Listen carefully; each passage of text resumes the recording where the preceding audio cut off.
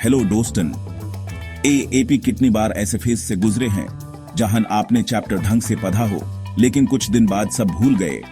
ऐसा लगता है जैसे वो चैप्टर कभी था ही नहीं। अरे भाई, आप अकेले नहीं हो, हम सब इस स्ट्रगल में साथ हैं। कभी सोचा है कि ऐसा क्यों होता है? क्या हम सबकी मेमोरी खराब है या फिर कुछ और चक्कर है? आज हम ये मिस्ट्री सॉल्व करेंगे और समझेंगे कि कैसे हम अपनी मेमोरी को इतना स्ट्रांग बना सकते हैं कि वो हल्क से भी टक्कर ले सके। तो दोस्तों, तैयार हो जाओ अपनी मेमोरी को सुपरचार्ज करने के लिए। इस वीडियो में हम ऐसे सीक्रेट्स रिवील करेंगे जिसे आप चैप्टर्स को कभी नहीं भूलेंगे। दोस्तों, सबसे पहले तो ये समझ लो कि भूलना एक नेचुरल प्रोसेस है। ऐसा नहीं है कि आपने एक बार पढ़ लिया तो वो जिंदगी भर के लिए सेट हो गया। यह बिल्कुल ऐसे है जैसे जिम जाने से मसल्स बनते हैं और न जाने से वो धीरे धीरे कमजोर हो जाते हैं। और इसी कॉन्सेप्ट को एक्सप्लेन करता है द फॉरगेटिंग कर्व। ये कॉन्सेप्ट दिया था एक जर्मन साइकोलॉजिस्ट ने, नाम था उनका हेरमन एबिंगहाउस। उन्होंने बताया कि अगर हम कोई चीज कॉन्शियसली याद करने की कोशिश ना करें तो एक दिन में हम उसमें से ऑलमोस्ट 50% भूल जाते हैं और एक वीक बाद तो ये फिगर 80% तक पहुंच जाता है।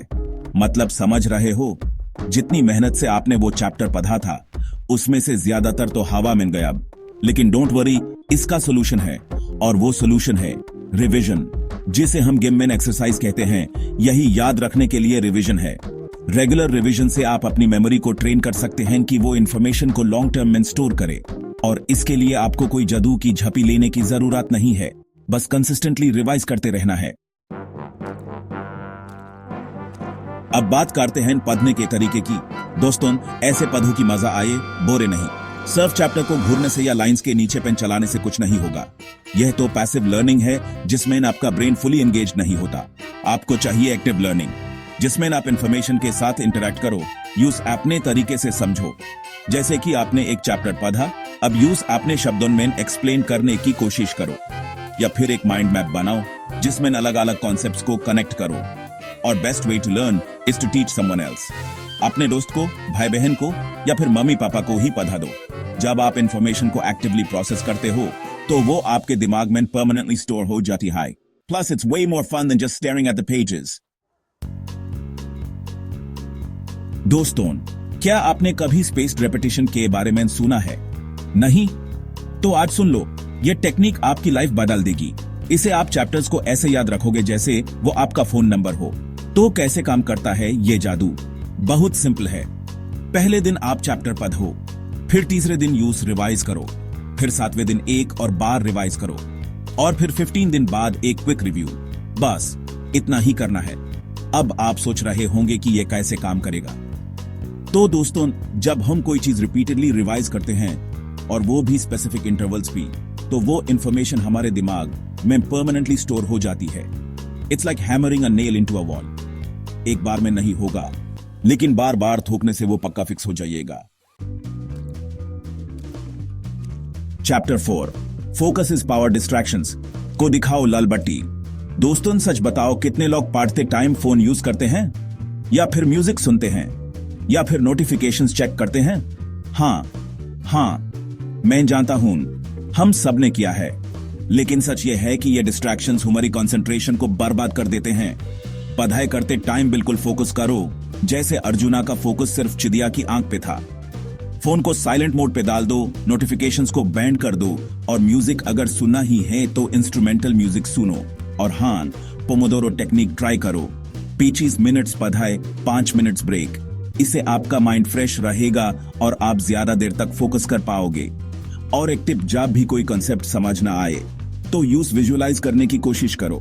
जैसे कोई हिस्टोरिकल डेट याद करनी है तो उसे रिलेटेड कोई स्टोरी इमेजिन करो, या फिर कोई साइंस कॉन्सेप्ट समझना है तो यूज रियल लाइफ एग्जांपल से रिलेट करो। इससे कॉन्सेप्ट ज्यादा क्लियर होंगे और आपको याद भी रहेंगे। चैप्टर 5, इमोशनल कनेक्ट, पढ़ाई को बना डू पर्सनल। दोस्तों, क्या आपको वो इंसिडेंट याद है जब आपने पहली बार साइकिल चलानी सीखी थी, या फिर जब आपने अपना पहला प्राइज जीता था?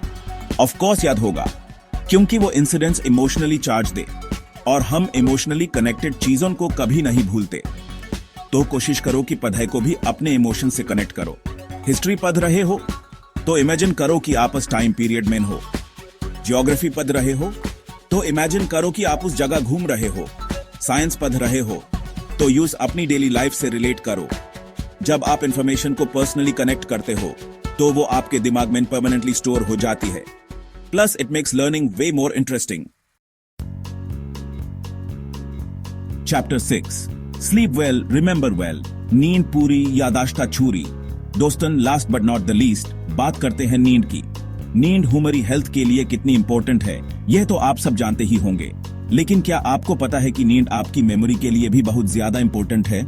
जब हम सोते हैं तो हमारा ब्रेन इंफॉर्मेशन को प्रोसेस करता है और यूज लॉन्ग टर्म मेमोरी में स्टोर करता है। अगर आप प्रॉपरली स्लीप नहीं लोगे तो आपका ब्रेन इंफॉर्मेशन को प्रॉपरली स्टोर नहीं कर पाएगा और आप चीजें जल्दी भूल जाओगे। तो कोशिश करो कि रोज 6-8 घंटे की नींद लो। और हाँ, स्ट्रेस को भी अपने पास भटकने मत दो। स्ट्रेस भी मेमोरी के लिए बुरा होता है। मेडिटेशन, एक्सरसाइज या फिर कोई हॉबी ट्राई करो स्ट्रेस को दूर भगाने के लिए। उतरो भूलने से याद रखने तक।